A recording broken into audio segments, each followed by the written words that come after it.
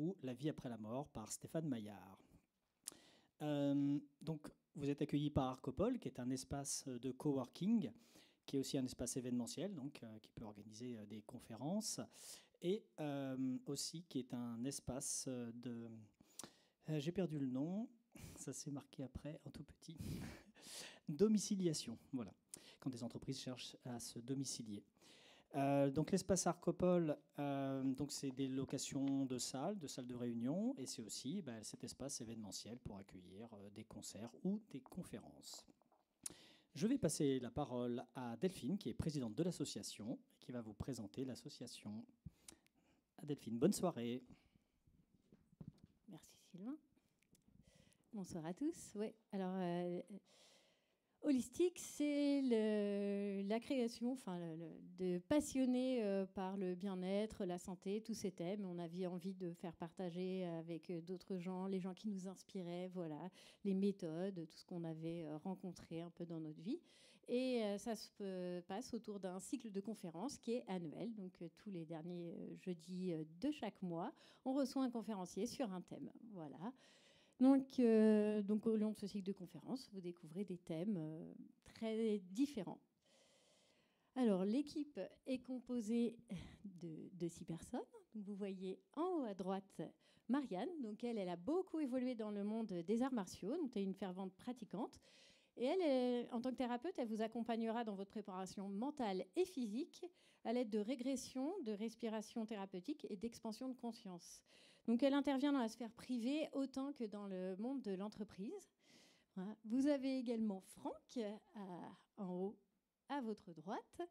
Voilà, donc lui, il est coiffeur énergéticien. Alors bien sûr, il vous coiffera, il vous fera un shampoing, un massage divin après, il va vous couper les cheveux, colorer, brocher, tout ça. Mais surtout, il vous accompagne dans votre libération émotionnelle à travers sa technique de libération énergétique qui est la trichothérapie. Voilà. Vous avez Sylvain, donc, lui qui vous accompagne en fait à découvrir votre chemin de vie et ses potentialités. Il harmonise autant les humains que leurs habitats. Il est également formateur dans ses différentes approches, et dont le tarot de Marseille. Voilà.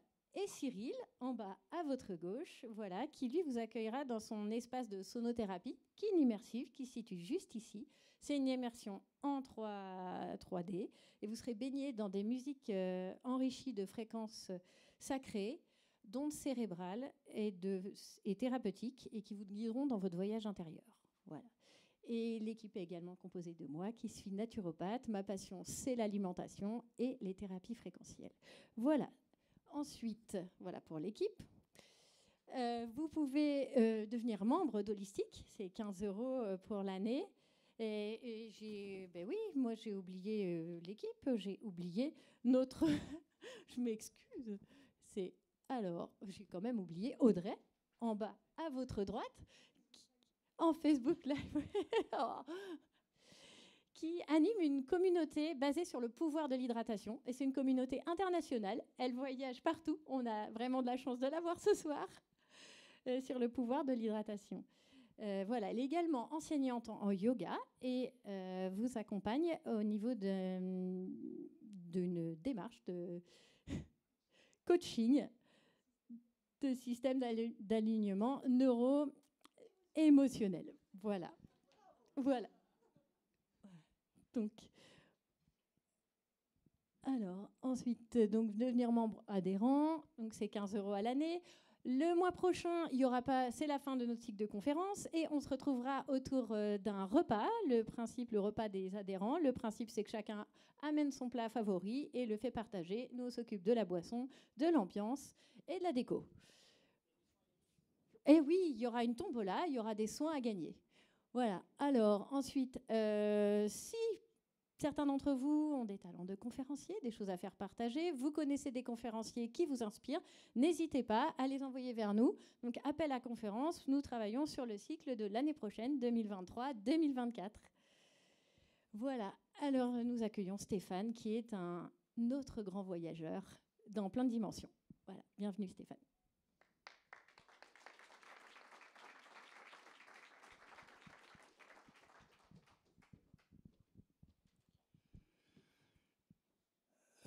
Merci. Merci à Arcopole. Je suis un petit peu ému, il y a du monde. Merci à Arcopole de m'inviter. Merci tout le monde, Delphine, Sylvain, toute l'équipe. Merci Audrey, que je connais bien aussi. Pour un moment, pour moi, qui est très particulier, parce que ça fait 18 ans que j'attends ça. J'ai jamais fait de conférence sur mon expérience de mort imminente, et c'est la première fois. Ça fait 18 ans. Et donc c'est un moment un peu bizarre pour moi, parce que c'est comme si une porte s'ouvre et quelque chose se passe, et qu'on me demande de faire un témoignage sur cette expérience, parce que la plupart du temps, quand j'ai essayé d'en parler, c'était pas du tout le moment où les gens ne comprenaient pas, c'était pas l'époque. J'ai été catalogué d'allumés, de fous, de tout ce que vous pouvez imaginer, parce qu'il s'est passé des choses bizarres. Et donc en fait, j'ai plutôt mis ça de côté. J'en ai parlé à quelques amis, quelques copains, bons copains. Et je me suis dit, on verra plus tard. Voilà. Et c'est très intéressant parce que finalement, j'ai mis ça de côté dans mon petit placard. Et c'est le monde qui s'est mis à changer. Parce que de plus en plus, on a commencé à parler de ça. Le monde, sur Internet, dans les milieux médicaux, parce qu'il s'est passé des choses bizarres. Il y a des gens qui commencent à avoir des expériences aussi. Le monde bouge, la Terre bouge. Et de plus en plus, on parle d'expériences de mort imminente. Et là, ça s'est réveillé chez moi. Donc j'ai voulu écrire un livre qui est en train de se préparer. Voilà. Et au même moment que je commençais à réfléchir à tout ça, Arcopole m'appelle pour éventuellement faire une conférence sur ça. Voilà. Donc, c'est quelque chose de nouveau pour moi. Ce que je veux dire aussi, c'est que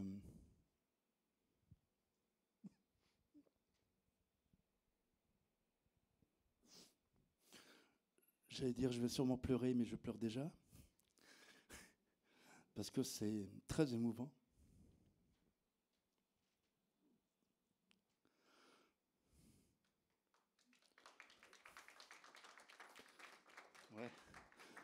Ouais, d'habitude, on m'applaudit quand je suis en spectacle, mais là, c'est un peu un spectacle, mais bizarre.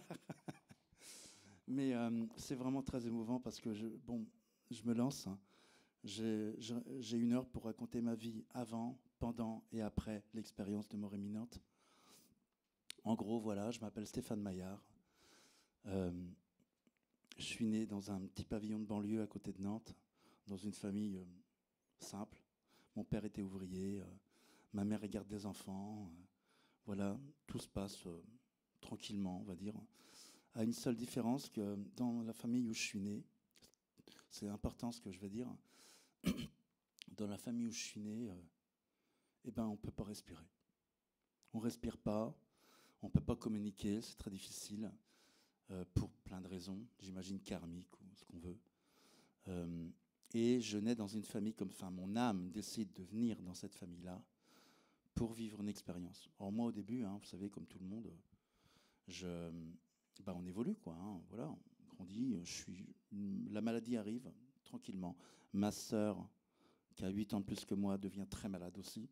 Bien sûr, très asthmatique. Gros problème de respiration en général. Ma mère était asthmatique. Ma grand-mère est morte de l'asthme du côté de ma mère. Enfin bon, un karma assez lourd. Mais quand on a 10 ans, on s'en fout, on joue avec ses copains, c'est pas le propos. Sauf que tout d'un coup, arrivent des choses bizarres et je comprends pas. Voilà, les comportements, je comprends pas. Comme par hasard, dans cette famille-là, je développe un talent que j'avais sûrement déjà, qui est la musique. Donc j'ai une sorte de don, de talent. Et comme par hasard, on me met très vite à la flûte et à l'harmonica. Donc pour un asthmatique, c'est pas mal. Et je deviens même assez doué à la flûte, à tel point qu'on me propose de développer mes talents un peu plus pour faire de la flûte traversière et en faire éventuellement mon métier plus tard. Donc je découvre un truc assez étonnant. Et je suis toujours asthmatique et c'est comme extrêmement difficile de souffler dans l'instrument et de respirer et d'être, on va dire, dans un état normal dans cette famille et dans cet état très particulier où j'essaye, en gros, pendant, allez, on va dire, 17-18 ans de ma jeunesse et mon adolescence, à essayer de survivre, en fait. Je comprends plus tard, comme plein de gamins, que je suis dans un mode de survie, voire d'extrême survie. Je comprends pas, donc on fuit un petit peu, je m'évade dans la musique, très vite, je m'évade. J'arrive à survivre en créant des mondes, vous savez, des mondes dans la musique. Je crois que ça va marcher. Je commence à jouer à droite à gauche, ça commence à bien marcher. Je monte un projet dans ma tête comme quoi c'est une sorte d'idéal où je vais devenir quelqu'un de connu. Voilà. Mais c'est une grande évasion, tout ça. Ça me permet surtout de croire à quelque chose pour éviter de trop longtemps être dans cette famille dans laquelle je ne peux pas respirer. C'est surtout ça qui est important. Tout ce que je vous dis là, j'ai découvert ça à 40-45 ans. Avant, je ne savais pas vraiment, en fait. C'est quand j'ai fait l'analyse de tout ça, je me dis, mais en fait, c'est ça le truc, quoi.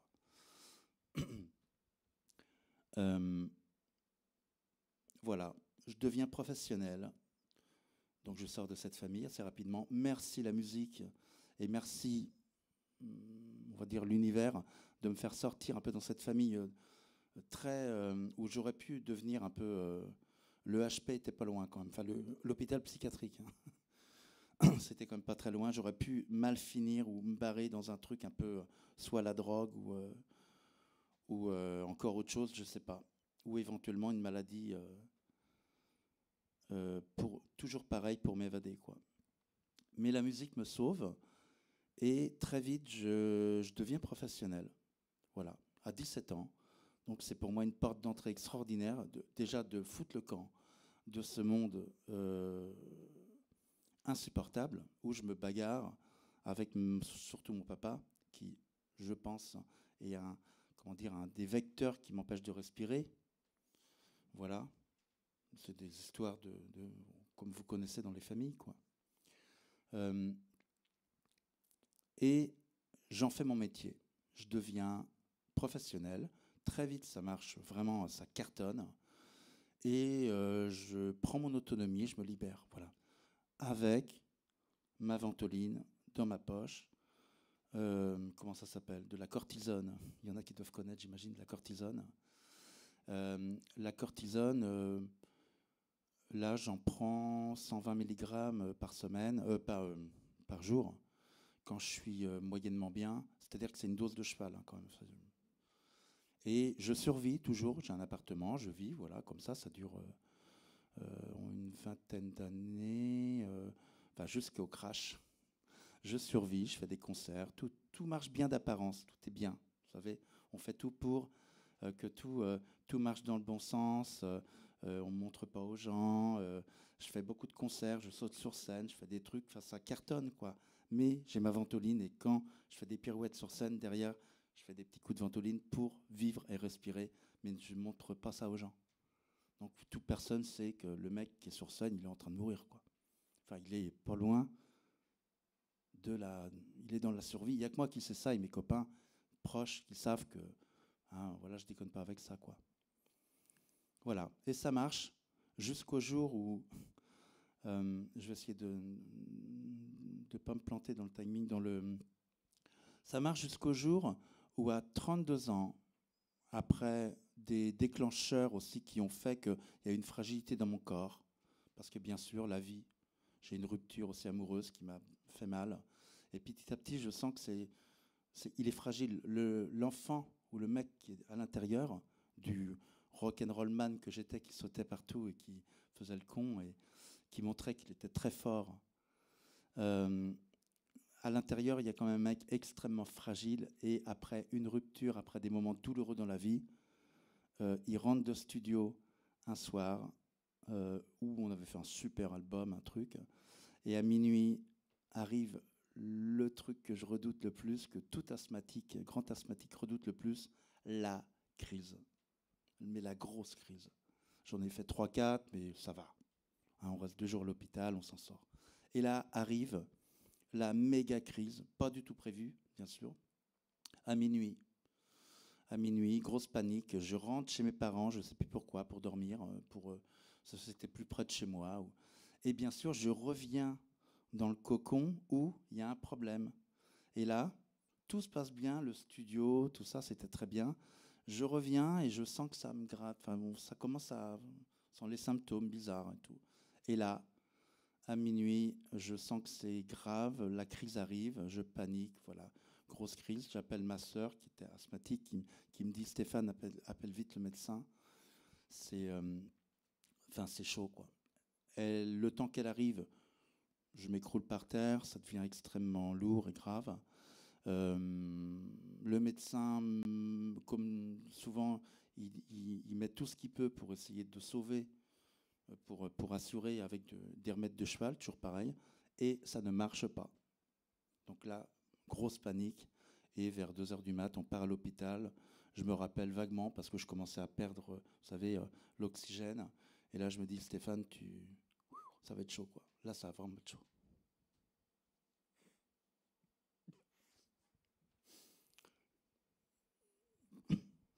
Je suis ému parce que j'ai jamais dit ça devant des gens comme ça, surtout qu'il y en a que je connais pas. Et voilà, donc je vais pleurer des fois.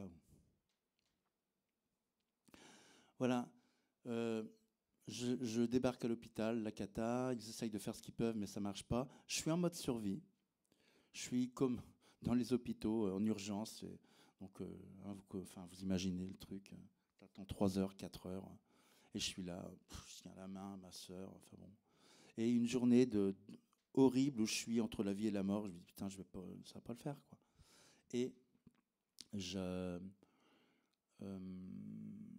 tiens une journée comme ça, et ça s'aggrave. Je pars à l'hôpital, l'ANEC à Nantes, à côté de Nantes, qui est spécialisé.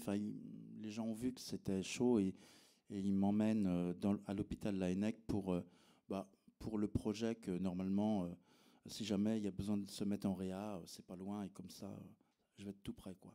Je pars à l'ANEC et là, je sens, ça y est, la crise démarre vraiment. On continue la crise. Pendant ce temps-là, un copain est en train de gueuler, je me rappelle au téléphone, parce qu'on faisait un show Queen où j'étais pianiste, et le mec comprend pas qu'il appelle.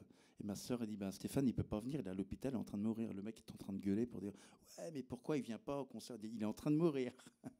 Enfin bon, je me rappelle de ça, c'était assez incroyable. Parce que les gens, vous savez, quand c'est comme ça, ils pensent à eux, on se rend pas trop compte, en fait, de ce qui se passe. Je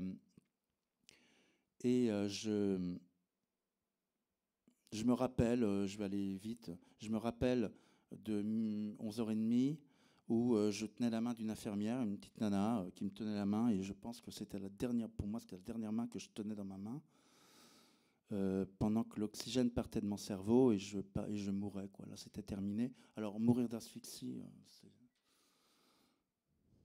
c'est pas terrible, quoi. Je souhaite à personne de le vivre. Et je me suis vu partir en tenant la main, en me disant je vais pas mourir, je vais pas.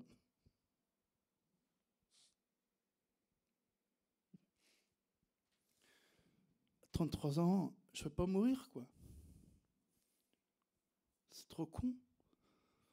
Une vie super, j'avais une nana super, j'avais un boulot super, ça cartonne. Je dis pourquoi ça me tombe sur la gueule, un truc comme ça, quoi. J'ai pas envie de mourir, quoi. Voilà. Et là, le truc te tombe, tu dis mais merde, quoi, j'ai fait quoi? Là, tu repenses à tout, c'est quoi? C'est Dieu qui existe? C'est quoi? On me met un truc sur la tête? C'est quoi ce délire, quoi? Et là, de toute façon, le professeur arrive et dit, Monsieur Maillard, bon, vous avez en gros 10 minutes, est-ce que vous voulez qu'on vous endorme, qu'on vous mette dans le coma, parce que c'est, voilà, là, je dis tout de suite, je pouvais encore parler, je dis oui, ok. Et là, ils m'endorment, ils mettent une dose de curare. Et là, quand c'est comme ça, on endort la personne on endort le système nerveux. Et là, voilà, je sais plus parce que j'étais plus là. Mais en gros, tu te retrouves sur le lit, ils débranchent, tu as une machine qui reprend le relais, hein, qui respire à ta place. Voilà. Et je me réveille plus de 2 semaines après un coma clinique. Je me réveille. Et alors là, le réveil, je vous explique le réveil. Je vois, alors quand on revient d'un coma, parce que donc je me retrouve dans le coma, mais un coma fabriqué, un clinique. Je me réveille et comme les bébés, j'entends un peu et je vois du voile. C'est-à-dire qu'en fait, on voit pas, on voit la lumière, puis on voit des choses qui passent parce que l'œil n'est pas encore prêt à voir. Et je vois que du blanc. Je vois que du blanc et je me rends compte quand même qu'il se passe un truc vraiment très bizarre, que je reviens de quelque chose de... Et je prends conscience quand même que j'étais un peu dans un coma, mais c'était encore un peu vague. Et les gens parlent autour. Et en fait, il y avait du blanc, mais en fait, moi, je pensais que j'étais au paradis et que le blanc, c'était comme ça, que c'était comme ça de l'autre côté, quoi. Mais ça parlait quand même, c'était bizarre. Et en fait, le blanc, c'était des infirmières qui passaient, qui étaient en blouse blanche, en fait. Donc, au bout de 2-3 jours, je me rends compte que je suis à l'hôpital. Mes oreilles refonctionnent, mes sens refonctionnent. Et une infirmière me dit, Monsieur Maillard, au bout de 4 jours, je me rappelle, c'était le 4 juin 2005. Une infirmière me dit, Monsieur Maillard, on va vous expliquer, vous sortez d'un coma, c'est très grave, ça ne bouge plus, mon corps ne bougeait plus rien bougeait, et il n'y a que la machine qui marchait. Voilà. Elle me dit dans mon oreille, Monsieur Maillard, il faut beaucoup de courage, vous sortez d'un coma, vous êtes en réanimation, voilà. Voilà. Et là, quoi vous dire, si je sens les douleurs dans mon corps, alors là, des douleurs, je ne peux plus bouger, je me retrouve figé sur un lit d'hôpital. Alors, ça s'appelle le syndrome du locking out, pour ceux qui savent. Le syndrome du locking out, on est bloqué. Il y a eu un film qui est sorti là-dessus qui s'appelle le Scaphandre et le papillon, que je ne peux pas voir. Hein, essayez pas de me l'offrir pour mon anniversaire, j'ai un peu de mal. C'est pas le meilleur cadeau que je voudrais, quoi. Enfin, pas encore. C'est ça. Tu es enfermé dans ton corps. Alors, rien ne bouge. Tu respires par machine. En plus, on voit même pas si tu respires vraiment. Donc, c'est la machine qui te fait vivre. Tu sais pas si tu es vraiment vivant, quoi. Sauf que dans ma tête, tout va bien. Dans ma tête, l'esprit, tout, ça va. Moi, je voyage, je me promène, je sens mon corps. Il se passe plein de choses. Mais le monde extérieur croit que je suis dans un état végétatif et pratiquement mort. Et donc là, je vois les médecins qui passent. Je ne peux pas bouger les yeux parce que mes yeux ne bougent pas. Rien ne bouge, hein, pas le petit doigt. Et je reste comme ça pendant 1 mois. Voilà. Alors tu vois tout autour, tu es au courant de tout. Tu reconnais les pas de l'infirmière qui s'appelle Isabelle parce que tu reconnais les pas, t'as que ça à foutre. Hein. Tu sais que le spécialiste, le neuro, il passe à côté parce que tu reconnais les pas aussi. L'infirmière, alors on a des jeux quand on est... Alors il y a un côté marrant et pas... Enfin, je vais essayer de faire un peu de comédie parce qu'autrement... Tu as une infirmière qui paume son crayon il y a 2 jours, moi je sais où il est. Parce que j'ai que ça à foutre, donc je sais qu'il est dans le tiroir droit, en dessous le papier. Et bien sûr, tout le monde cherche le crayon. Moi je sais, alors je m'amuse comme ça. C'est des petits jeux quand on est figé sur le lit. Voilà, sauf que j'ai quand même des douleurs atroces et que c'est absolument terrible. Et je hurle à l'intérieur, mais on ne m'entend pas. Voilà. Les gens viennent me voir, mes parents, des amis, mon ex vient me voir. C'est très dur. Hein. Très dur, quelques copains. Je ne veux pas voir tout le monde. Il n'y a que 2-3 personnes que je veux bien rencontrer. Et là, en gros, la vie est tellement difficile. Je me dis, si c'est comme ça, moi, je me casse, quoi. Je pars. Donc, ça dure une petite semaine comme ça. Et les douleurs étaient vraiment très, très fortes. Et là, je fais un pacte avec moi-même. Je me dis, bon, bah voilà, Stéphane, j'ai pas prévu un truc comme ça dans ma vie. Je décide. Alors, je tenais tellement à ça de ma vie que j'étais capable de couper. Il y a un truc comme ça, quand on est au bout, là, le fil. j'étais capable de couper, de me dire, bon, ok, donc je voyais mon enterrement, je visualisais tout ça, je me dis, bon Stéphane, tu t'en vas, tu te barres. Je ne voyais pas mes 30 prochaines années clouées avec un fauteuil roulant, comme ça, quoi. Je dis non, avec les douleurs, qui étaient insupportables. Donc, un jour, un moment, je décide de partir assez lâche avec moi-même pour dire, je sais, c'est con, hein, on se parle à soi-même, hein, avec sa conscience, quoi. Voilà. Et là, un soir, je décide de quitter ce monde. Alors là, officiellement, c'est moi qui décide et je me dis, bon, bah voilà, j'y vais, quoi. Je lâche le fil. Ok, au revoir. Alors là, voilà, deuxième partie. Je ne peux pas expliquer ce qui s'est passé, combien de temps ça a duré, mais je me réveille. Chapitre 2. Hein. Et là, c'est très drôle. Je suis sur mon lit. Je ressens plus de douleur. Ça devient plutôt agréable. L'hôpital est pareil, la chambre est pareille, tout est pareil, sauf que tout d'un coup, c'était plus clair. La lumière avait changé. Et moi, j'avais plus de douleur et je me sentais comme envahi allez, disons le mot, d'amour, d'une expansion d'énergie, mais énorme. Énorme. Et voilà. Et je me rends compte qu'il y a quelque chose qui est bizarre. Alors, je me rappelle à ce moment-là que quelqu'un prend ma main. C'est vraiment comme dans les films. Une personne prend ma main et m'emmène avec elle. Et je me retrouve sur une île. C'est très bizarre. Je me retrouve sur une île flottante. Une île qui flottait dans les airs. J'étais par terre. Je ne voyais pas le visage de la personne. Mais ce que je sentais, c'est qu'elle était d'une bonté, d'une gratitude, mais extraordinaire, quoi. Divine, vraiment, qui m'aidait. La bonté absolue, hein, vraiment, qui était là pour m'aider, pour me guider, quelque part. Et là, je prends conscience qu'il se passe vraiment quelque chose, que je vais quelque part, quoi. Dans un autre monde, c'était bizarre. Et cette personne-là m'emmène comme ça, puis je sens vraiment l'amour. Et je me retrouve sur mon lit d'hôpital, et voilà, après un moment. Et c'est là où c'est très étrange. Je bouge. Alors tout d'un coup, je peux bouger les membres. Je bouge mon bras, ma tête, et je me retrouve vraiment dans ce bain d'amour extraordinaire. Et là, je tourne la tête à gauche, et il y avait un autre lit avec un être à côté, sur le lit, qui était... Alors, je vais vous le décrire. Il était de la même taille que moi, couvert de poils, de cheveux, qui étaient jusque-là.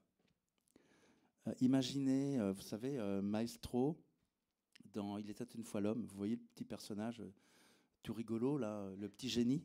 Ça en grandeur nature, comme ça, quoi. Le même, avec plus de poils encore. Et surtout, alors, d'un blanc, mais éclatant. Et surtout, quand je bougeais un bras, ah oui, ce que j'ai pas dit, c'est que des rayons sortaient de ce personnage. Des rayons. Alors, pas une lumière comme ça. Une lumière, comme il y a dans les films de science-fiction, un truc assez bizarre, qui n'éblouissait pas. Des rayons, quoi. Évidemment, là, je me dis, dans ma tête, on parle dans sa tête, hein, dans ces moments-là, il n'y a pas de... Je pense que c'est la conscience, hein, je suis à l'intérieur.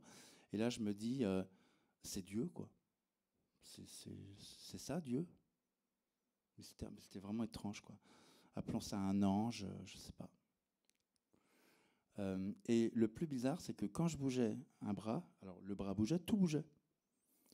Il bougeait aussi, et le même bras. Je bouge la tête, il bouge la tête. Je remets la tête, et j'ai mis un vrai temps pour comprendre que c'était une part de moi. En fait, c'était un autre moi, mais dans un autre espace-temps. Et là, je me rends compte que je suis dans une forme d'antichambre temporelle, ou je sais pas, un sas, entre l'autre côté et la réalité.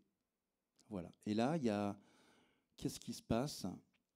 Et bien là, on parle. Donc je me rends compte au bout d'un moment que c'est un être qui vient de... l'impression que j'avais, c'était un personnage qui... comment dire, mon grand-père primordial, quoi, ma conscience, vraiment l'origine de mon âme, quoi. Quelque chose comme ça. Le grand maître, quoi, vous savez, de la famille.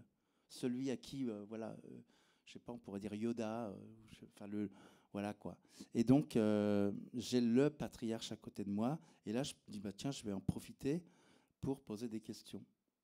Parce que c'est quand même, en gros, qu'est-ce que c'est? Qu'est-ce que je fous là? Et là, un truc me vient, me dit, bah, je vais poser les questions quand j'étais dans la réalité.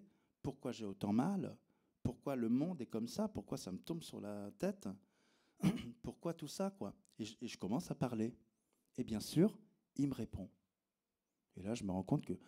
Est-ce que vous avez lu Dialogue avec l'ange? Certains? Je sais pas. Il faut le lire. Bien sûr, il m'est tombé sur la tête après. Mais c'est ça. En fait, c'est un dialogue avec l'ange dans un sas temporel où alors, c'est génial parce que j'ai un moment... Alors, le temps n'existe pas, je ne sais pas où je suis. Il n'y a plus de temps. Il n'y a plus de douleur, plus rien, plus de temps. Je suis vraiment de l'autre côté.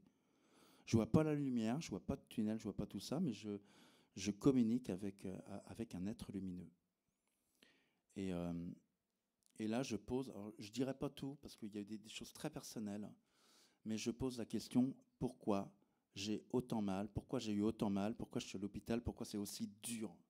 Vraiment, mais comme si on revenait de la guerre, quoi.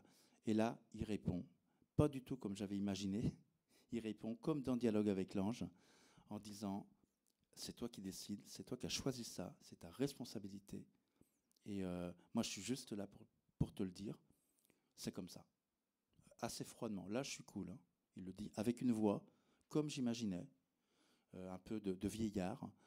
Faut dire aussi que j'ai mis du temps à comprendre que ce personnage était ma conscience, mais avec l'image que j'en ai. C'est-à-dire que si c'était arrivé comme je sais pas moi, une brume, je sais pas quoi, ou un drôle de personnage qui m'aurait fait peur, c'était pas jouable. Mais bien sûr, je me suis choisi une image qui me permettait d'avoir confiance en quelque chose pour communiquer de l'autre côté. C'est pour ça qu'il ressemblait à Maestro ou à Merlin, qui pour moi, ou Gandalf, vous savez, qui pour moi est un être de confiance. Donc je me suis dit, ah bah lui, au moins je peux lui dire des choses, parce qu'autrement, voilà. Donc j'ai pu dire à peu près tout ce que j'avais à dire d'important dans la vie que j'ai vécue. Pourquoi c'est comme ça? Pourquoi cette famille? Pourquoi je suis mort étouffé? Pourquoi Et il répondait. Et toujours, alors il faisait un truc incroyable, parce qu'à chaque fois que je posais une question, il faisait ça. Alors avec le micro, ça va être dur, il faisait ça. Non.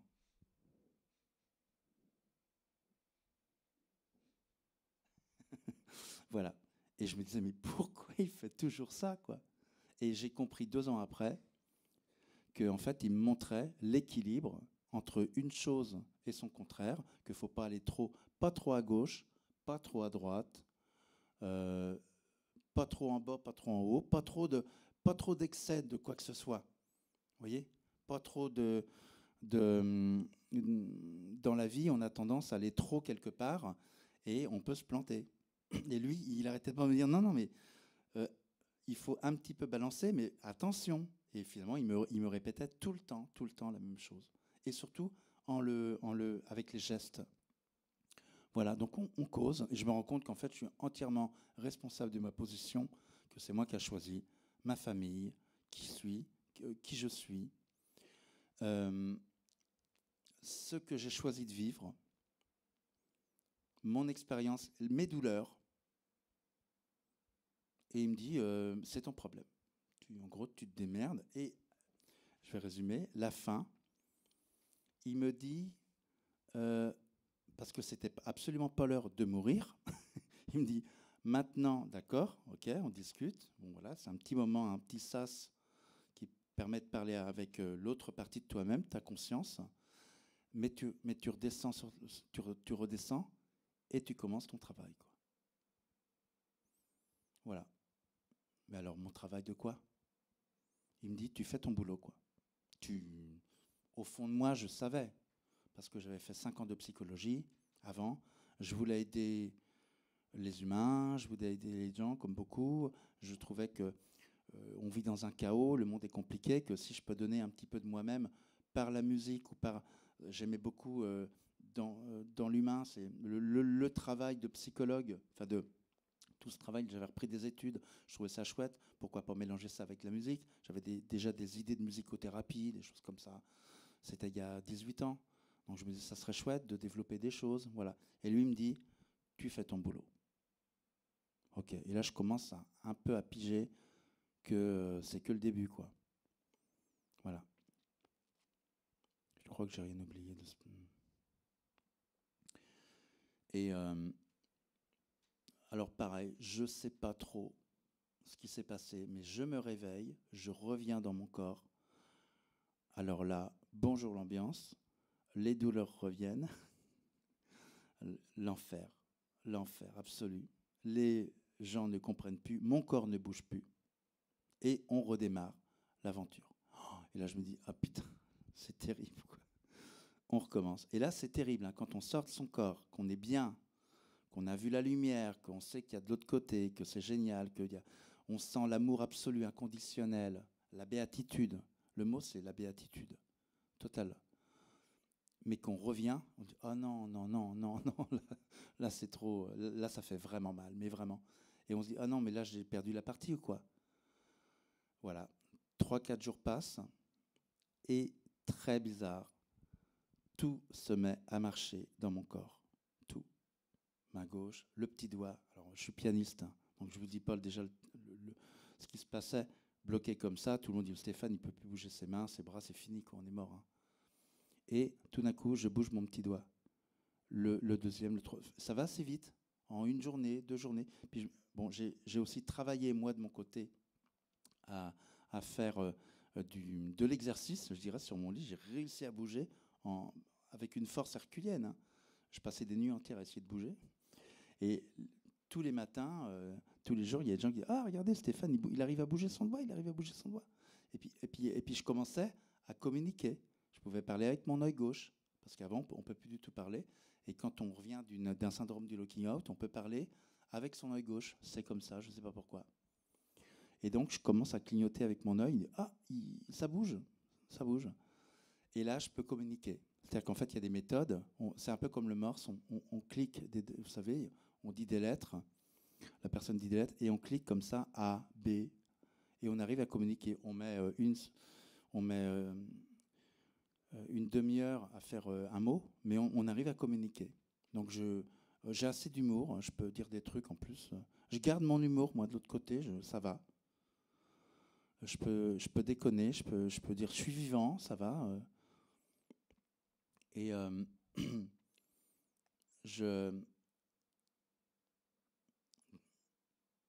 je commence à... Alors, ma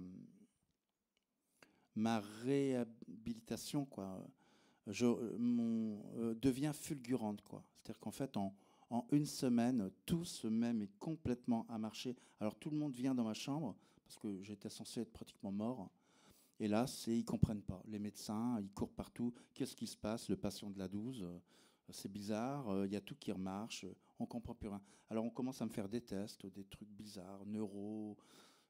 Et puis au moment où je commence à parler, évidemment, au bout d'un moment, je dis à mes amis, je pense que c'était mon ex-femme, la première, où je dis, ah oui, il y a 2 choses que j'arrive à dire avant de... Je me dis, je ne sais pas ce qui va se passer, mais c'est très important que je dise ça. Alors j'ai dit avec mon œil, je dis ça. Je dis, je reviens de l'autre côté, j'ai vu un ange, il n'y a pas de passé ni de futur, et seul l'amour tient les particules. Je sens quelque chose de très fort, où je sens que ce qui tient la matière, c'est un phénomène d'attraction, d'amour. C'est très bizarre. Et je ne sais pas comment expliquer ça. Et surtout, il n'y a pas de passé ni de futur. Et j'avais déjà travaillé sur un mémoire en psycho où je sentais ce truc-là. En fait, tout ce que j'ai fait avant, ça s'est, on va dire, manifesté après. Comme si j'étais vraiment le premier acteur de mon scénario dans lequel je joue, quoi. Je suis réalisateur, acteur, et je me retrouve là-dedans, quoi. Je me rends compte que j'écris ma vie quelque part, je la vis, je l'écris, quoi. Et je dis ça, c'est très important. Donc je me rends compte que je suis dans un autre espace-temps, je suis dans la réalité, mais qu'en même temps, il y a quelque chose qui bouge et que je sais maintenant qu'il n'y a pas de passé ni de futur. C'est une illusion. Quand on revient de l'autre côté, c'est vraiment bizarre, on vit dans un présent. C'est-à-dire qu'avant, je courais pour, vous savez, la chose la plus bizarre que j'ai, quand j'allais un peu mieux après, je dis aux gens, mais pourquoi les gens courent après rien? Pourquoi les gens courent après un temps qui n'existe pas pour faire des choses inutiles? En gros, c'est ça, dans un monde, dans un chaos où on passe son temps à se faire que du mal ou de la souffrance, ou qu'il y a des choses... Et donc, j'étais vraiment très surpris que les gens n'arrivaient pas à sentir l'essentiel de la vie, que moi j'avais senti en passant de l'autre côté. Et en revenant, c'est en revenant que j'ai eu, donc là c'est la phase 3, chapitre 3, on va dire la réadaptation. Je sors doucement de réanimation, ma jambe je recommence à marcher, je peux lever ma tête. Comme un bébé, hein, j'ai tout perdu. J'ai été intubé 4 fois aussi, j'ai oublié de le dire. Intubé 4 fois, donc je perds la voix, défoncé. Plus de voix. Mais abîmé, hein, les tubes, les trucs.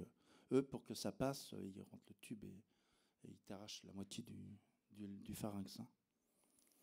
Voilà.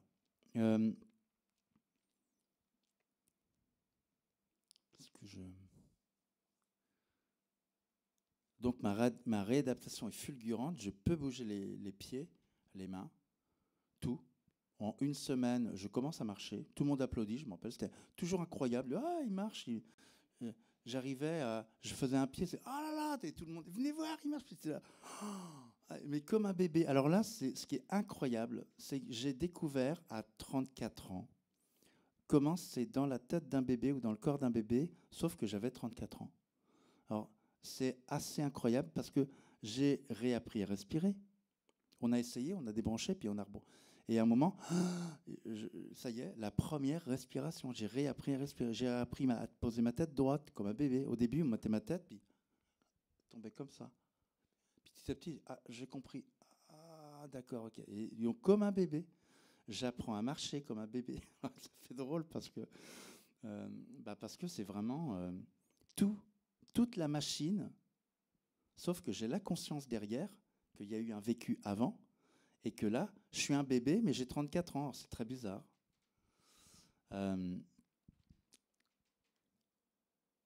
Ça a vraiment été une réadaptation fulgurante parce que, je ne sais pas, peut-être 3 semaines après, je change de chambre, je passe en fauteuil roulant.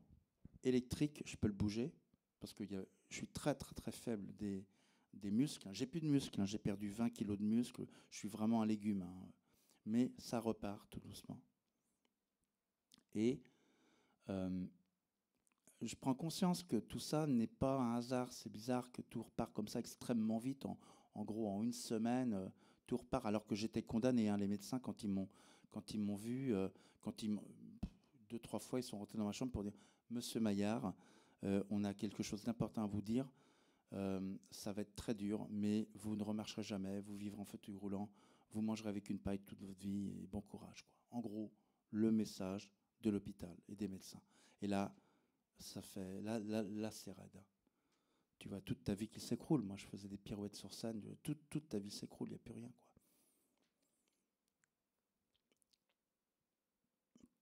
Et j'ai pas envie de ça, quoi. Dans ma tête, je me dis, et il y a l'expérience que j'ai vécue, dans ma tête, je me dis, il y a comme la foi qui arrive. J'avais déjà travaillé ça, mais comme tout le monde, on a lu des livres. On y croit un petit peu, quoi. Mais là, je l'ai vécu, là, j'ai vécu un truc. Il y a la foi qui arrive. Tu reprends des vieux bouquins, tu dis, attends, c'est quoi ça, là? C'est quoi cette histoire de l'ange, la foi Et je le sens dans moi. Il y a un truc qui arrive, ça s'appelle la confiance.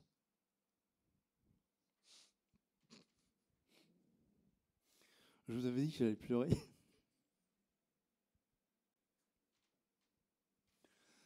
Parce que à ce moment-là, je m'en fous de vivre ou de mourir, ou plutôt de mourir,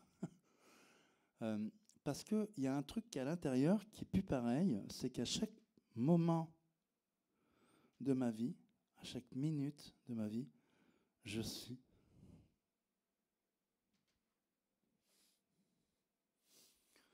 Je suis hyper heureux.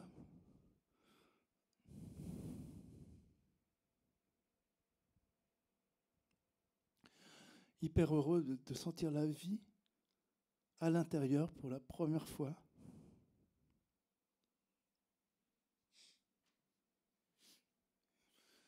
Mais pas comme quand on se dit qu'on est vivant. Je la sens dans moi, passer dans mes veines, dans tout. Je sens quand quelqu'un est content ou pas. Je sens dans ses yeux, je sens dans sa respiration. Je sens. Il y a comme un voile qui tombe et je fais corps avec les gens. C'est très très bizarre ce qui se passe. Et je sens la vie, mais la vie, la vraie quoi. Tout qui passe comme ça, comme un courant. Tout passe. Tout. Et c'est extraordinaire. Parce que je n'avais pas senti ça de toute ma vie avant.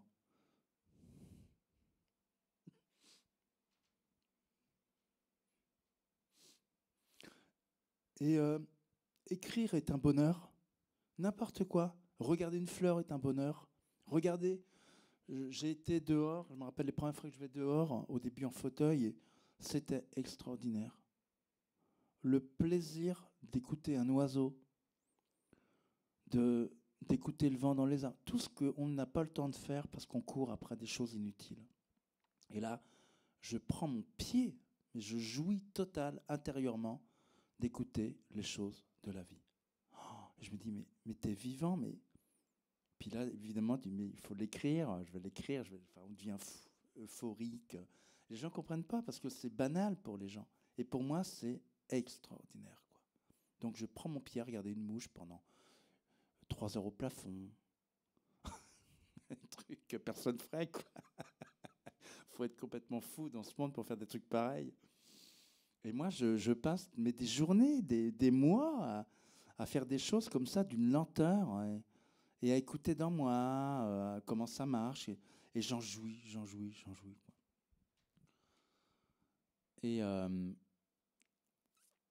Et donc, finalement, je jouis des petits bonheurs dans lesquels on est tout le temps, mais on passe tout le temps à côté.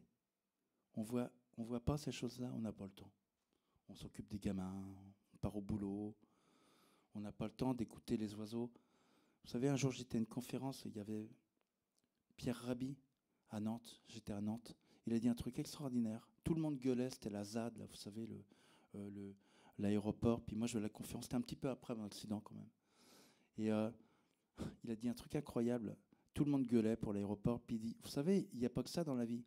Il dit, moi, quand je suis arrivé en voiture, il disait, j'ai passé le pont, il y avait un pont, puis il dit, qui a regardé le soleil qui se couchait sur la Loire? C'était absolument magnifique. J'habite à côté de la Loire, vous savez, c'est magnifique. Lui a dit, j'ai eu le temps de regarder, c'était extraordinaire, quoi. Et il a parlé d'amour.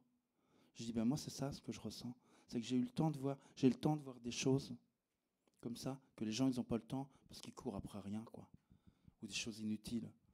Qui va pas amener beaucoup d'évolution à l'âme dans le futur, parce que ça, c'est pas une bonne nourriture. La bonne nourriture, c'est de sentir dans ton cœur que les choses les plus simples sont des fois les meilleures qui puissent permettre, et c'est ça le cadeau que je reçois, qui puissent permettre de relier les uns avec les autres pour construire quelque chose qui s'appelle l'amour.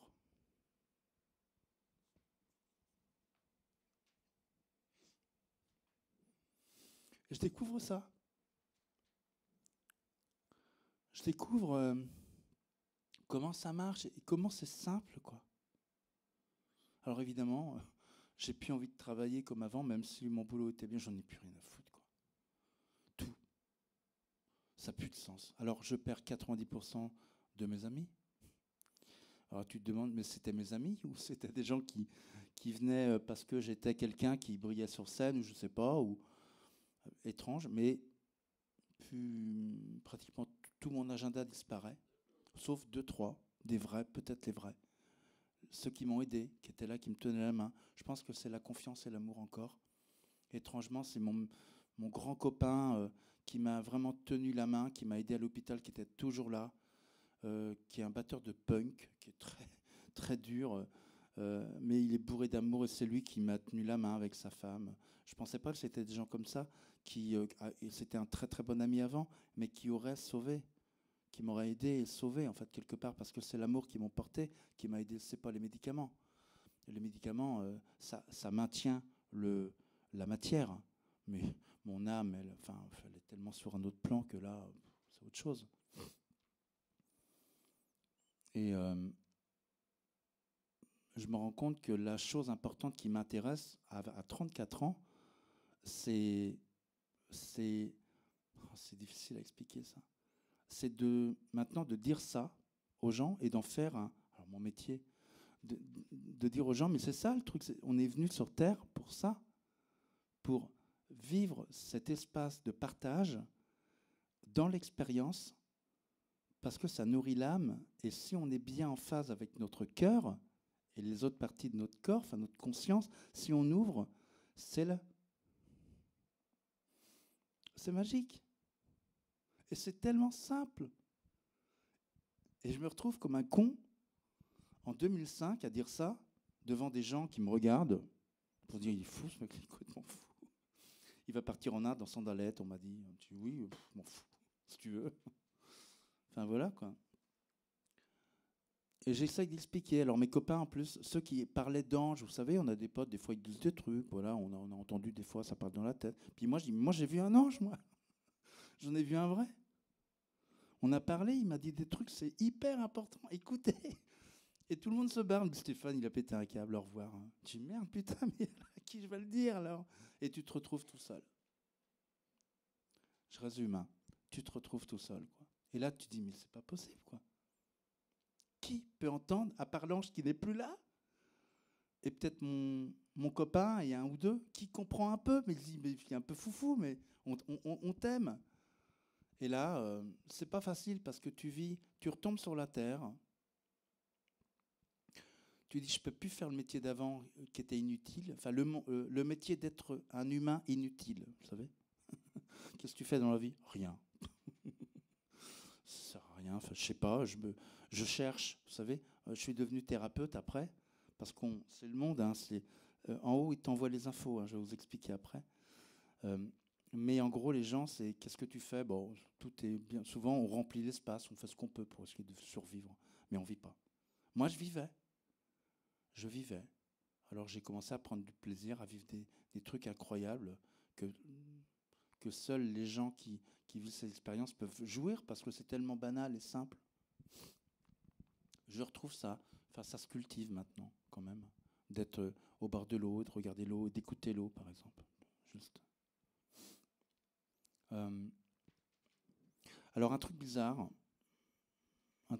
c'est qu'après tout ça, c'est là où c'est bizarre, c'est que je me retrouve dans ce chaos pour me dire, bon, qu'est-ce que tu vas devenir, Stéphane? Alors, plus envie de travailler, plus envie de rien, à 90%, je sais pas, et je me dis, de toute façon, il est là, il y a le truc, là, ta confiance, c'est bon, puisque tu es sauvé. Je savais au fond de moi que c'était le début de la vie.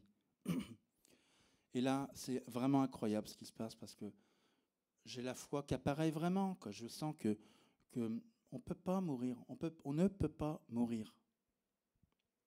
Et donc, je me dis, tu es là pour quelque chose. Donc, je me laisse, j'ai confiance, je me laisse en convalescence, tranquille. Voilà. J'ai le temps d'apprendre le grec ancien, l'hébreu, mais complètement. Je deviens prof d'hébreu maintenant, c'est une partie de mon boulot. Je suis enseignant d'hébreu biblique et puis symbolique et tout. Le grec ancien, enfin ça va, j'étais en formation encore cet après-midi. Voilà. Et mon astrologue, oui, il faut que j'explique ça aussi. Mon astrologue, en 2004, là où j'étais pas bien dans ma vie, parce que je sentais que je m'écroulais, il m'a dit, tu vas voir, tu vas faire un grand voyage, il va se passer quelque chose d'assez bizarre dans ta vie. Il m'a dit, tu vas vraiment faire un voyage hors norme. Et effectivement, et il m'a dit, tu vas voir, après ça, il va se passer quelque chose, ça va être tapis rouge. Il m'a dit, tu vas voir, ta vie, elle va être... ça. Il m'a dit, c'est tapis rouge, quoi. Tu vas voir, les choses, elles vont venir, et tu verras. Et il m'a dit, pas avant 48, 49 ans, quand tu auras la barbe blanche, il m'a dit, tu verras, ça va être le début de ta vraie vie. C'est-à-dire que tu vas commencer vraiment ta vraie expérience d'être humain. Et ce que l'ange avait dit, parce que l'ange, il m'a dit, tu descends sur terre et tu fais ton boulot. Tu vas, en gros, tu vas aider ton prochain, tu vas expliquer que le partage des choses simples, c'est la vie. Que la seule chose qui est utile, c'est de développer pour nourrir l'âme ce qui se passe là. Le mental, c'est un ordinateur, mais le cerveau, c'est un ordinateur, mais c'est ici que ça se passe. Tu vas sentir les choses et le courant, il passe comme ça. Voilà. Et donc, effectivement, très peu de temps après, arrivent des choses incroyables. Et je sens que je suis relu. C'est-à-dire que quand je demande, je reçois. Bon. Il y a 2000 ans, il y a un mec qui avait dit « demande et on te donnera ». Et effectivement, très vite, je me rends compte qu'en fait, on est toujours connecté. C'est-à-dire qu'il est là. Alors, c'est plus Dieu, hein, c'est plus tout ça. Alors, moi, j'ai appelé ça mon double. C'est mon double. C'est-à-dire que c'est l'autre partie de moi-même, mais qui est dans l'antigravité, là, vous savez, l'autre monde. Et moi, je suis là et on coopère maintenant tous les deux pour une aventure humaine, en co-création avec le plan divin ou immatériel, ou ce que tu veux. Maintenant, on dira pour la nouvelle Terre, pour une nouvelle humanité, pour quelque chose. Voilà. Et moi, je dis, c'est ça le truc. C'est qu'en fait, le truc, c'est qu'il faut qu'on retrouve notre unité. Et une fois que l'unité, on a fait le lien. Alors, moi, le lien, il a été bizarre parce que je ne savais pas que j'allais vivre ce lien par une expérience comme ça, dramatique. Mais voilà, c'est comme ça que ça se passe. Ah oui, une chose importante aussi, je ne suis plus malade du tout. Les médicaments, plus de médicaments. Je respire. Ça fait 18 ans hein, quand même. Je n'ai plus jamais pris de médicaments. Fini. Là, tu dis, c'est plus rien. Plus rien du tout. Là, tu dis comme quelque chose, quoi. Et alors là, c'est drôle aussi. Avant, quand j'étais humain, normal, en survie, mon ego, mon être veut des choses. Vous savez, on veut faire des choses. On veut faire une formation, on veut faire... Et là, quoi que je fasse, c'est pas vraiment... Je sens que c'est pas ça qu'il faut faire. Et je laisse faire les choses. Et on me donne sur un plateau, donc tapis rouge, tout s'ouvre. C'est-à-dire qu'il y a des choses qui tombent. Mais alors, très, très étrange. Par exemple, l'hébreu est tombé, c'est-à-dire les lettres hébraïques, et je rencontre, il faut que je le dise quand même, c'est important, tout, en fait, toutes les synchronicités se mettent en place. Tout. C'est-à-dire qu'on vit dans un temps avec les humains, mais on n'est plus dans le même temps. Donc moi, ça fait comme 18 ans que je vis dans un monde présent avec, comment dire, je ne sais pas comment expliquer ça, dans un temps, dans un sas où je vois les gens dans le temps et moi, j'ai l'impression de ne pas être dans le même temps. C'est-à-dire qu'il y a énormément de synchronicité qui arrivent dans ma vie, quoi. Je pense quelque chose, la chose est là. Alors évidemment, c'est bizarre, quoi. Et donc, comme ça me donne confiance en moi aussi, confiance à expliquer aux gens que le monde, il n'est pas ce qu'on croit, et qu'il y a quelque chose d'autre. En fait, c'est à nous de nous caler dans, encore une fois, cette espèce d'intelligence du cœur et dans cette énergie pour avoir une confiance totale avec cette espèce d'énergie, finalement, d'unification avec soi-même, pour commencer ce travail d'être vertical. Et ces nouvelles lettres, finalement, que tout le monde cherche, tous les bouquins écrivent ça. Tout le monde écrit ça, quoi. Mais on l'écrit, mais sans forcément le vivre. C'est de la théorie, quoi. Moi, je le vis, en fait. Et donc, on a des codes. Après, j'ai des codes et je sais quand mon double est là. Je le sais tout de suite. Des fois, je le sais même la veille. Il me le dit tout de suite, immédiatement. Je dis, oh, il se passe quelque chose. Et puis, mon corps me le dit immédiatement. C'est-à-dire que maintenant, je passe ma vie je suis avec mon double. Alors, des fois, on a une vie normale. Hein. Comme tout le monde, j'ai mes peurs. J'ai mon mode humain, mes pulsions. Mais il y a ça qui est toujours là et qui me guide, en fait. Maintenant, j'ai plus besoin... C'est ça qui est vraiment très bizarre. Depuis 18 ans, j'ai plus besoin de croire en quelque chose d'extérieur ou de me dire il faut que je fasse ça. Ou alors tout le monde va à gauche et moi je vais aller à gauche. Je sens que mon guide, qui est une partie de moi-même, me dit c'est par là. Ou mieux, il me donne carrément le billet d'avion. Hein. Parce qu'en général, c'est comme ça que ça se passe quand même. Hein. Il te donne le ticket. Je dis d'accord, ok, c'est ça. Ok, il faut aller à Paris, il faut aller à Tokyo. Ah, c'est ça. Ou il faut rencontrer telle personne. Ou on te dit, Stéphane, est-ce que tu veux faire une conférence de EMI? Oui. Alors maintenant, j'ai appris à dire oui aussi. Oui. Je sais pas. Oui, bah oui. Pourquoi? Je sais pas, mais d'accord. Bon, alors je peux avoir peur, mais ok. C'est ça maintenant aussi. Oui, ok. Parce que derrière, il y a toujours des cadeaux. Parce que finalement, parce que tu as confiance, parce que tu es dans le mode vivant, réel du moment présent, tu décides de vivre l'expérience. Et non pas, oui, mais qu'est-ce qui va se passer? Alors j'arrive là, tout le monde dit, mais tes notes, elles sont où? Je n'ai pas de notes, moi. On verra bien. De toute façon, c'est la confiance qui fait qu'il va se passer sûrement quelque chose. Voilà. Donc voilà. Bon, très vite, je ne sais pas quelle heure il est. Comment... Il reste du temps? On est quoi là? Un petit quart d'heure, 20 minutes peut-être, je sais pas. Ouais, c'est super, ok. Donc voilà, en gros, je reviens de l'autre côté, je m'en sors, j'ai récupéré 90% de mon corps, je mets 2 ans de réadaptation, je sais que je suis guidé, les choses viennent sur le tapis rouge petit à petit, mais c'est pas la musique, mais je me rends compte que la musique m'a aidé beaucoup. Ah oui, il y a un truc, j'ai tellement de choses à dire. Ma réadaptation a tellement été incroyable que je deviens copain avec les médecins, qui au début me prenaient pour le patient de la 12, hein, M. Maillard, le patient de la 12. On t'appelle comme ça, hein, en réa. Ouais, ah oui, c'est la 12.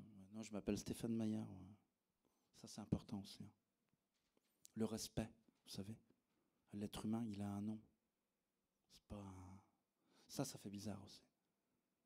Quand tu es un être sur un lit en train de mourir, t'es pas que le patient de la 12. Quoi. Ça m'a fait bizarre, ça. Et je raconte tout ça, puis il y a des médecins qui disent, tiens, il est intéressant, lui, quand même. Puis on devient pote. Et puis finalement, comme j'avais une amie qui avait besoin d'un pianiste psychologue, ce qui est quand même rare, hein, pour faire des animations à l'hôpital, elle me dit, bah, Stéphane, puisque toi, tu es pianiste et psychologue, tu viendrais pas? Je dis, mais oui, vous savez, après on dit toujours oui. Et puis je me dis, mais c'est génial. Plus de boulot, plus rien. Je dis, putain, c'est génial. On m'invite à l'hôpital pour faire ce que je rêve de faire, en fait. Finalement, aider mon prochain. Alors en plus, ceux avec qui je mangeais quand j'avais qu'un demi-bras, que j'étais comme ça, vous savez, on mange comme ça avec son fauteuil, on est tous comme ça, on essaie de manger son petit pois, on met une demi-heure pour l'attraper, putain, c'est dur, la vache, quoi. Et il y en a qui n'ont pas de bras. Donc c'est encore plus dur. Alors on rigole comme ça toujours, hein, parce qu'on peut que rire hein, quand on a un demi-bras ou des trucs, on se dit, bon, on fait ce qu'on peut hein, dans la vie. Hein, voilà, quoi. Et donc, je comprends bien comment ça marche, tout ça. Donc évidemment, les médecins me disent, toi c'est chouette, parce que hormis le travail, enfin que tu es musicien, que tu as été pro, tout ça, puis tu connais bien la psychologie, tu viendras pas nous filer un coup de main? Alors là, moi, je dis, mais quand tu veux. Et là, je débarque et c'est le bonheur. Je me mets à travailler à l'hôpital. Je m'en fous de gagner 3 fois rien. J'ai un petit salaire, je redeviens intermittent. C'était extraordinaire. On fait des concerts à l'hôpital, on invite les familles. Les patients trouvent ça extraordinaire parce que pour une fois, on s'occupe d'eux. Moi, je deviens leur copain. On chante tout ce qu'on veut chanter. Et ça devient facile. Et surtout, je les écoute, je les aime et on partage. Et là, le top, c'est un métier génial. Le métier d'aider l'autre en étant relié à ce truc-là, cette espèce d'énergie de confiance. Et je me rends compte qu'il y avait plein de monde qui venait à l'hôpital parce que c'est le seul moment qui était agréable, finalement. Le reste, vous savez, les consultes avec les médecins, pas toujours très... C'était un moment qui était vraiment super intéressant, de partage et d'amour.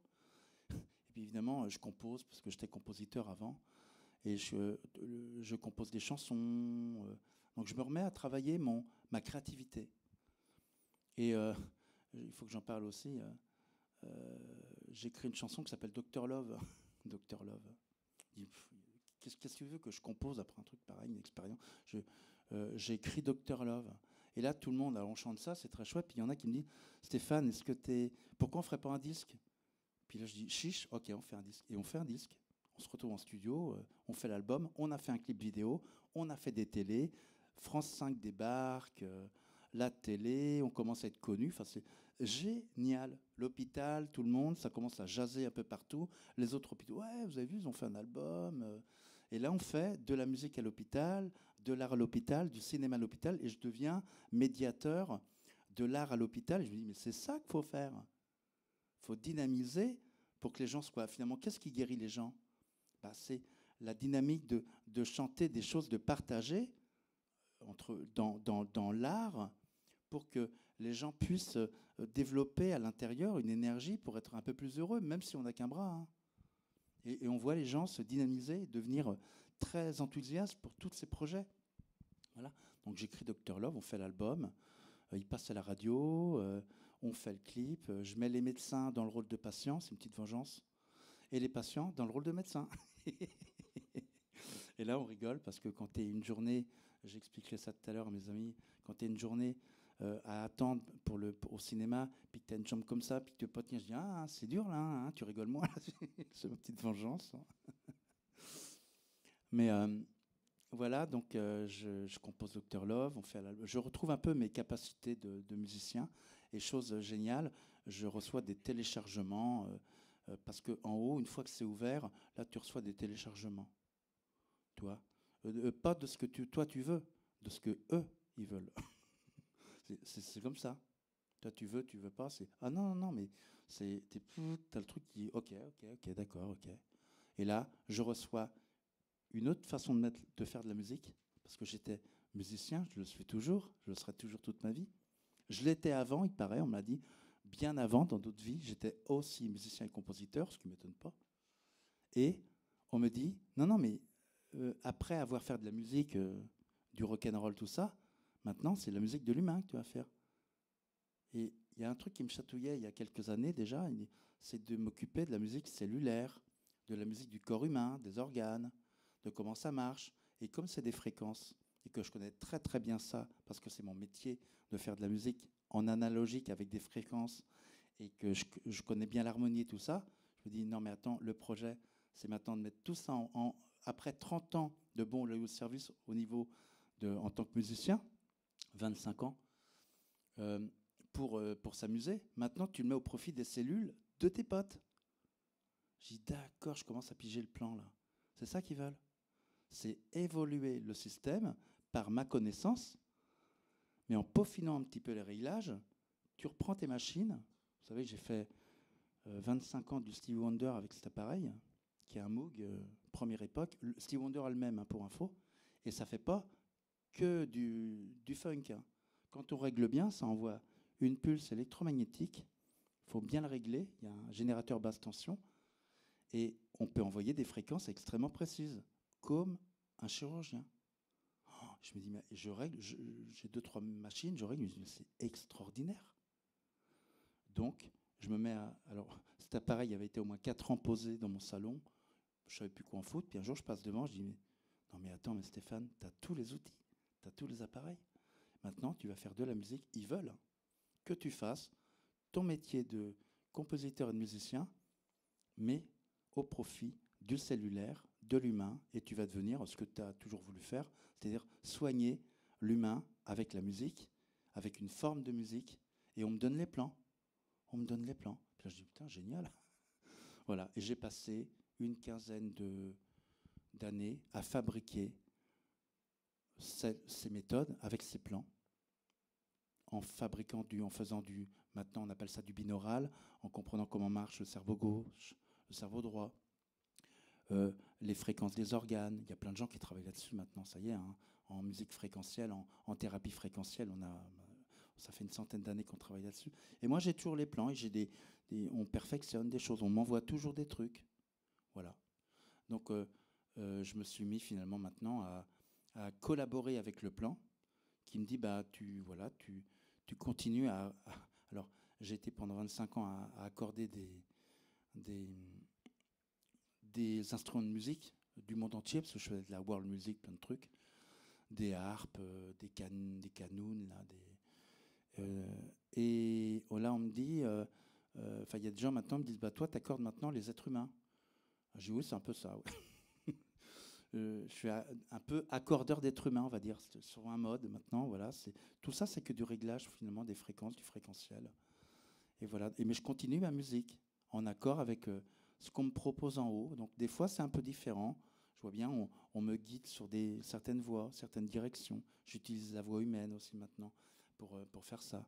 Enfin bon, je ne peux pas dire en une heure tout ce qui s'est passé, mais voilà comment, petit à petit, ça s'est mis en place. Ce qui est étonnant, c'est que moi, je ne demande rien de tout ça. C'est le plan, c'est le vide que je crée à l'intérieur de moi dans la confiance qui fait que le plan, il peut descendre. C'est ça qui est important. Et c'est ça que j'ai aussi à dire comme message. C'est n'essayez pas de compenser avec quelque chose d'extérieur. Croyez en vous, faites une forme de vide dans la confiance. Je sais que c'est dur, surtout dans ce monde-là. Mais le cadeau, c'est que le vide n'existe pas. Et quand on fait une sorte de vide, appelons ça une méditation ou ce qu'on veut, mais on n'est même pas obligé, hein, il est automatiquement rempli par quelque chose, par une énergie qui se sert de toi pour valider le plan divin à travers tes mains, à travers ta bouche, à travers tes paroles, à travers ton cœur. Et ça s'appelle la vie, quoi. La collaboration avec le plan. Qu'est-ce que j'ai à dire d'autre ? C'est comme ça que ça marche. Alors, je continue, je joue, je fais plein de trucs, hein, mais c'est marrant. Tout a un autre goût. Maintenant, tout a un autre goût. C'est jamais pareil. J'écoute pas les choses de la même manière. Ce sera jamais pareil, de toute façon. Alors évidemment, les gens, ce qui est drôle aussi, y a plein de gens qui sont venus me voir, et puis je me suis rendu compte que j'avais plus trop le choix que d'aider mon prochain, finalement, comme on m'avait dit.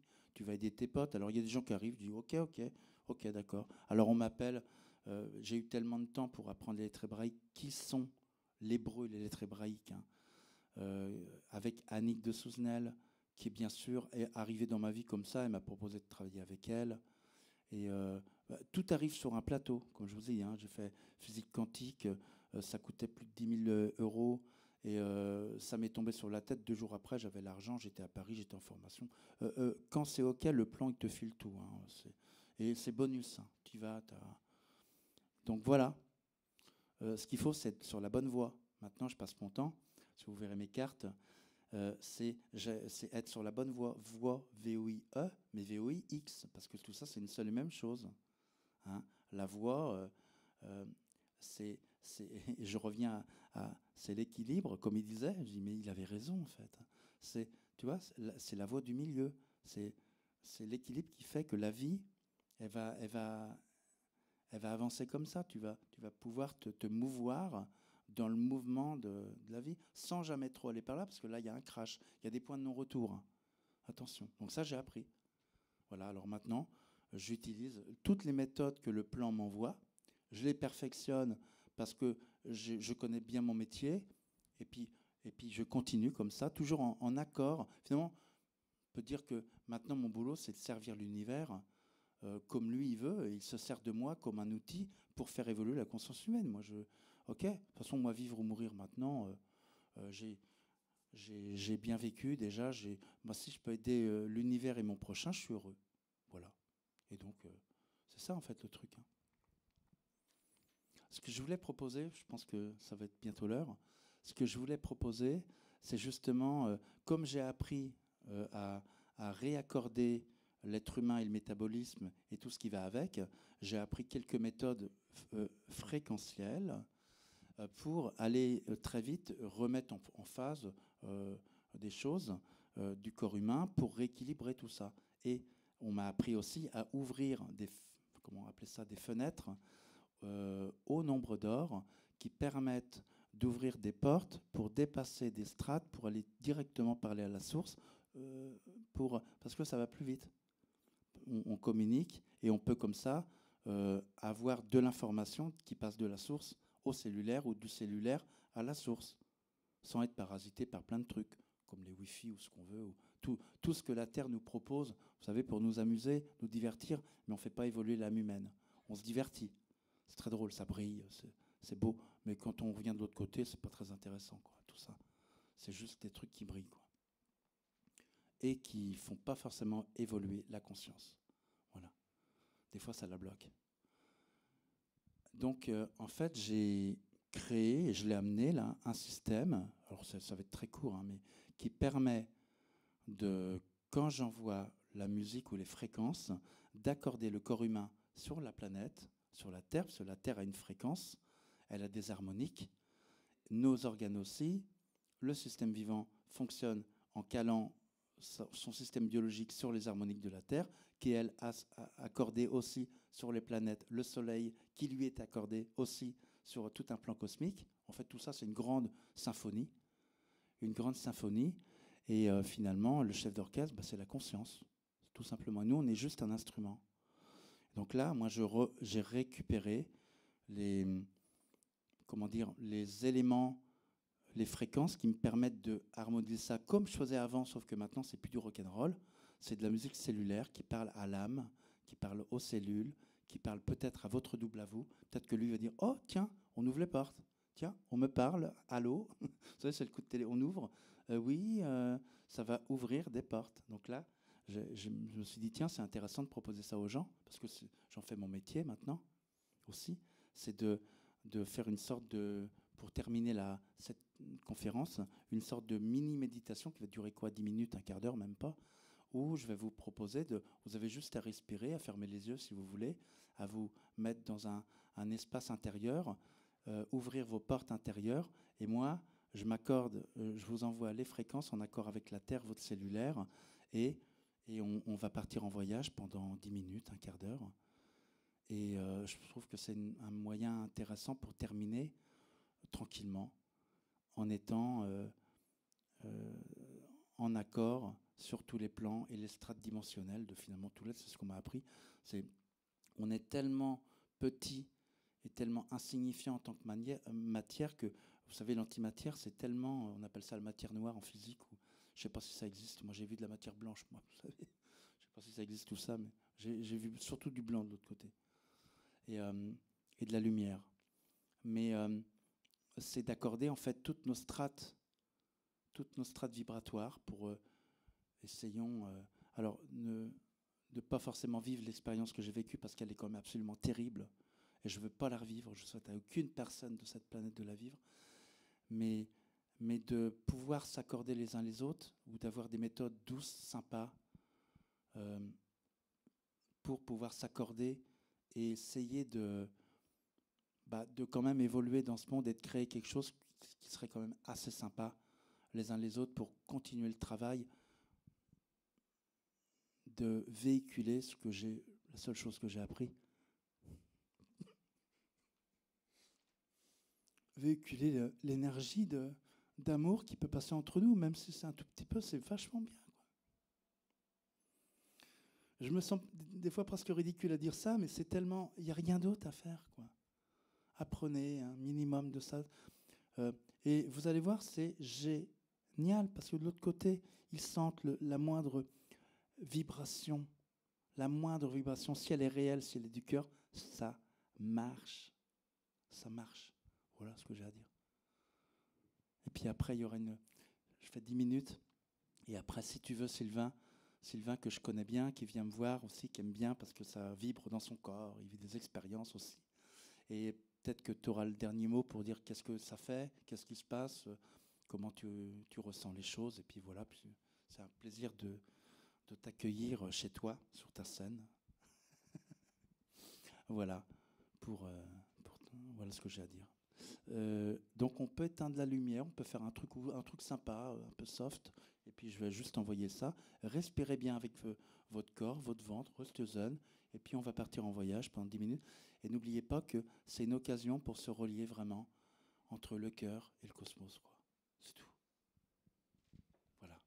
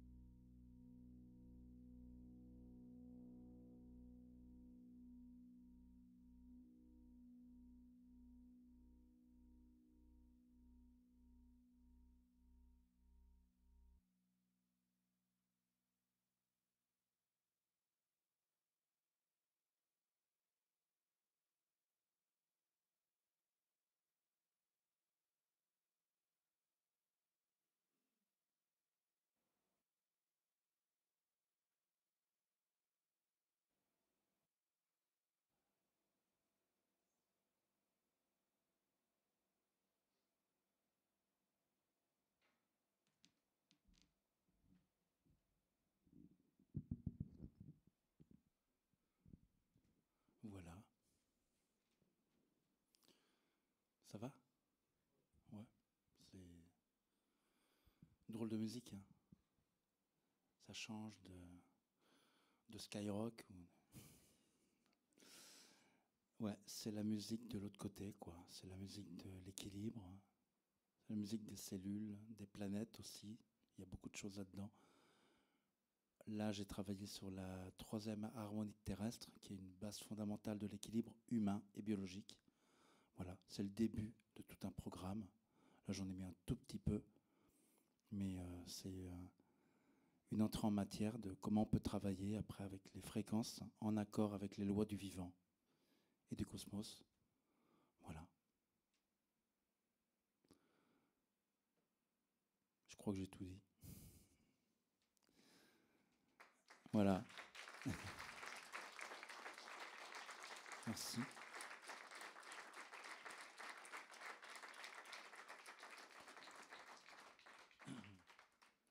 Bah, Sylvain, si tu veux venir. Voilà, Sylvain, qui est devenu un ami maintenant.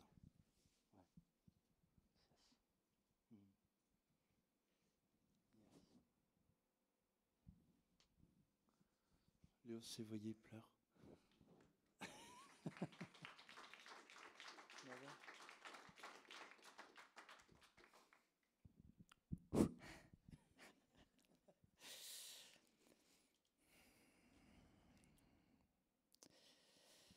Merci. Enfin,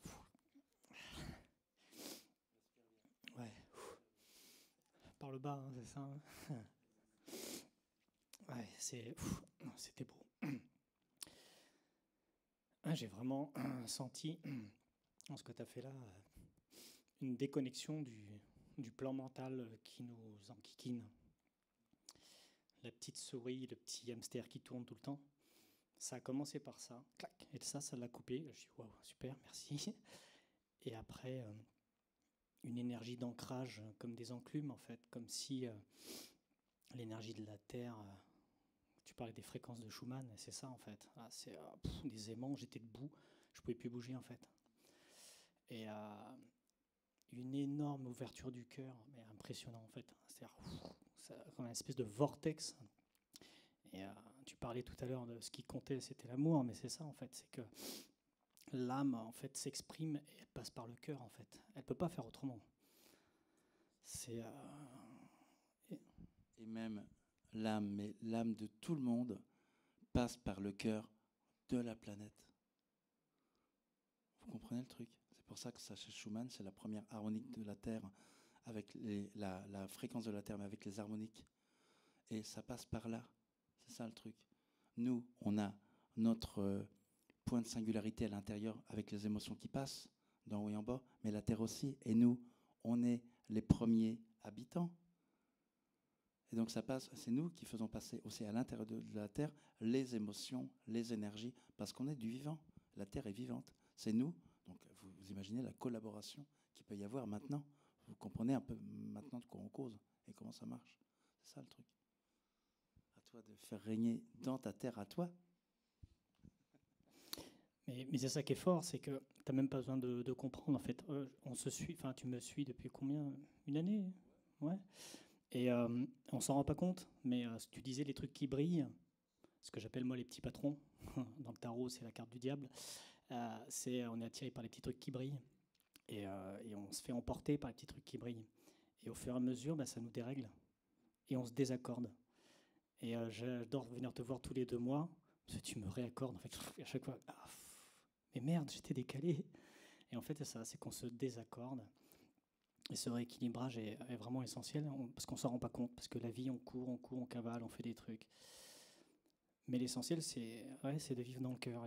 Là, tu nous le prouves. Enfin, c'est même pas, je sais pas comment le dire, mais merci en tout cas pour ce que tu fais. Et merci d'être venu. Merci mon double aussi.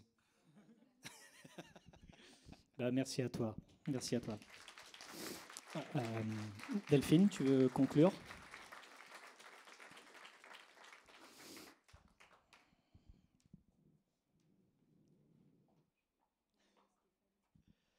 Tu enlèves tes chaussures. J'ai trop besoin de tirer à la terre. Voilà. Merci beaucoup pour cette confiance que tu nous as accordée.